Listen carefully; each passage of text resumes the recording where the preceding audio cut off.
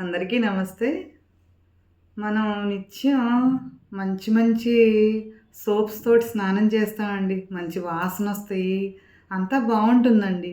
అవి ఎంత బావున్నా గూడా ఆహ్, కానీ ఒక్కొక్కసారి మన పెద్దవాళ్ళు అంతా గూడా పాటించేవాళ్ళు గదండీ. ఏంటంటే ఇదివరకి రోజుల్లో సున్నిపిండి.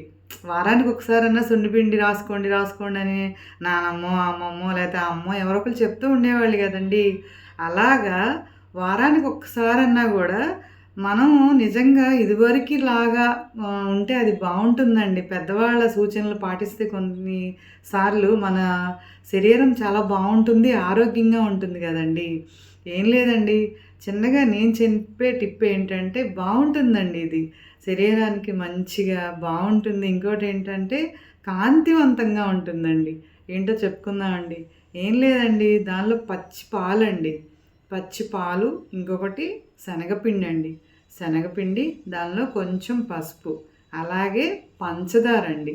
పంచదార వేసుకొని ఇంట్లో ఉంటే కొంచెం రోజ్ వాటర్ అండి. లేదంటే వదిలేయచ్చు.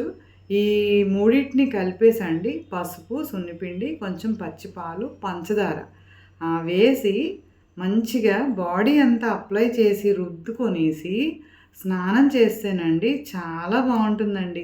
వారానికి ఒకసారండి. మనకి తీరిక ఉన్నప్పుడు వారానికి ఒకసారి అలాగా స్నానం చేస్తే చాలా బాడీ అంతా షైనింగ్‌గా అనిపిస్తుందనమాట. ఇంకోటి బాడీ అంతా కూడా కాస్త మసాజ్ లాగా కూడా అనిపిస్తుంది గదండీ! ఇంకోటి ఏమన్నా కొంచెం డెడ్ స్కిన్ అలా ఉన్నా కూడా తొలగిపోతుందనమాట. నిజంగా ఇది మీకు నచ్చితే గనక ట్రై చేయండండి. చాలా బావుంటుందండి స్కిన్ అంతా కూడా ఆరోగ్యంగా. నచ్చితే ఒకసారి ట్రై చేయండండి. Thank you. మీ రజని.